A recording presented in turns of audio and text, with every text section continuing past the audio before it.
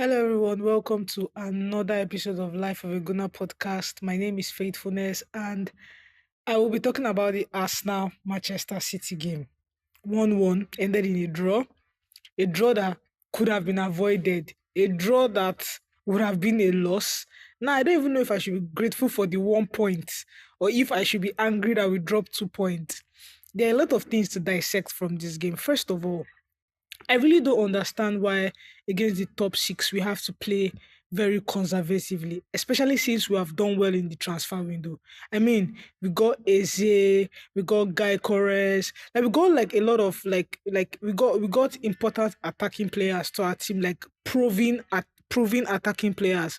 So the fact that Ateta plays against Liverpool the other day, like few weeks ago, and he was very conservative, starting Merino and all. And I'm like, okay,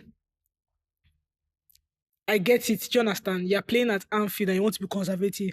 But these games are there for the taking. Now, against Manchester City again, at the Emirates, you are playing like three DMs. Like, Oga, like, what exactly is going on? What goes through your mind? I don't know. Like, there's this stubbornness that comes with being a manager. I don't really get it. But it is actually quite frustrating that a game that we could actually get 3 points, we struggled so bad, like at the nick of time.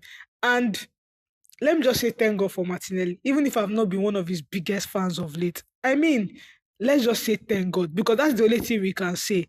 I feel like this game, 2 games, two points dropped. That's because we are to be going toe to toe with Liverpool. Liverpool 5 games, 5 wins. They have not dropped any points, and even if we feel like they are not playing as great as we are not playing as great as well. Attacking wise, we have not clicked. And I think that Arteta should trust that. Do you understand? His defense is good enough. And let us play free flowing football. Okay, what was the point of Merino starting today? I still don't get it because it is a game where you have Declan Rice and Zubimendi on the pitch. I get it. And you start three DMs, and in the ninth minute, we concede to an counter-attacking football. Now it does not even add up at all. Why does Merino have to start? And I saw a tweet saying that the 3 goals Merino, the hat trick Merino scored for Spain has to be one of Arsenal's biggest problems, and that's just the truth because Merino is frustrating. He's sluggish, and I get it. Maybe for Spain is a national hero. But in the Arsenal team, we want to win games. We need to win something decent this season. We cannot afford to be playing conservative football. This is a game that we should have gone all in. It is a game that was there for the taking. Six something, 7 something minutes in, and Man City were already playing with 7 defenders because Pep himself knew that the way we played that second half and the introduction of Saka and Eze, it changed the game entirely. That's what we are saying. Like, why does he need to make these mistakes? He has been making these mistakes back to back to back. I mean, we have finished second 3 times back to back to back. So how can you keep making the same mistakes when we now have the squad depth? It is actually alarming. And I'm going into Arteta for this one because he's the coach, he's the manager. By now, you should know what to do, what you can get from your players. So it's actually frustrating that you need to actually fail more times. You need to actually keep picking the wrong lineups until you know that. Like, even a layman can know that, Oga, this will not work. I just have to say, for one of the people that actually criticized the Madueke signing, I don't think Madueke has been a bad signing. I think he has actually been decent. I still think that he needs to work on his final third. He is actually brilliant. I mean, on the wings. Before Saka and Eze came in, he literally was the only player that had something to offer attacking wise. What made Ateta start Trossard today? I have no idea. Only God knows. And I get it, rotation, squad depth, I understand. But how do you make these decisions, my guy? It is alarming. Like, how do you even come to conclusion that I don't know. I don't know. I really don't know what to say concerning Mikel Arteta. I think that is frustrating because this is the same song that we have been singing for like 2, 3 seasons now. It is possible for us to actually win these games. We can actually go to top six sides and actually win. So I think the idea of playing conservative game football has to stop. In one area came in how many minutes at the end of the game, and you could see that there was something up there. There was something to do. But and I don't want to overflog the Merino issue because it feels like that's what everybody's going to be talking about today. But also, attacking wise, we have not clicked. And it looks like it's going to be a problem, or it's beginning to look like a problem. You see people saying, "Oh, Guy Corres is not good enough. I can't wait for Harvard to come back." We are not clicking. We are not creating enough, and that is a problem. We need to start creating more. I feel like defensively we are solid. We have Saliba, we have Gabriel. I mean, Timber has been wonderful. We have Caliafori. I don't think Caliafori played his best football today, to be honest, because one of the reasons why I think Caliafori starts ahead of Luis Kelly is his final tour, what he does attacking wise. But he didn't do that today.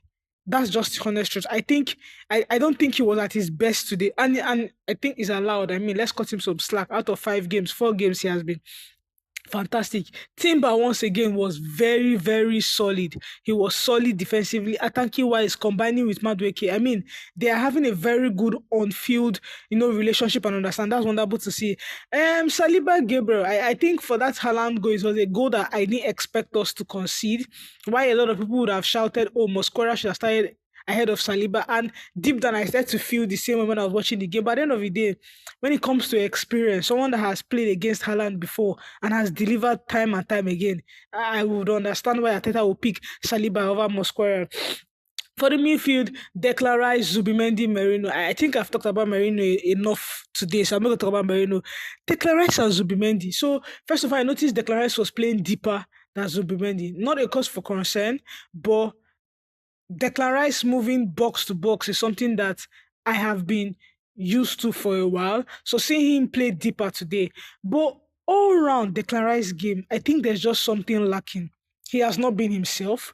He has not he has not hit the ground running this season, which is also to me a cause for concern because I mean he has been one of our top performers for 3 seasons now. So I don't know what it is. I don't know if it's fatigue. I really don't know what it is. I don't know if it's a mental thing, but I don't think Declan Rice has hit. Now, I don't know if also the kind of system Arteta is playing this season also hinders him from playing his best football. But that's that. Forward-wise, Madueke, Trossard, Guy Corres. I still feel like we have not hacked how to play with Guy Corres properly. And I know that Guy Corres will get a lot of bashing. He didn't play well, his hold up play this, that. But I still think that we are not creating enough for Guy Corres. And today he was off, to be honest, because he had a couple, 1 or 2 chances that he would have just, put his body there, put his body on the line. But it happens. It's football. You score some, you miss some. All right, I think it's a decent game. We got 1 point against Man City. We have to look forward. We have to win games. We have to know how to kill games. We have to create more. We have to score goals. This season has to, at some point, we have to know. We have to hit the ground running. And like I said, we are chasing Liverpool as it is. So we can't afford to lose points. We can't afford to drop points. We can't afford to lose games. We can't even afford to play the way we play today, to be honest. We can't afford to have that kind of starting lineup again this season if we want to win games. Well, that's all for today. We're looking forward to the Portfield game this week. Hopefully, we get a win from that game as well. And Newcastle, next week, Sunday. I will be there no matter what. Anyway, you guys, thank you so much for listening to this episode until the end. Have a great week. Bye.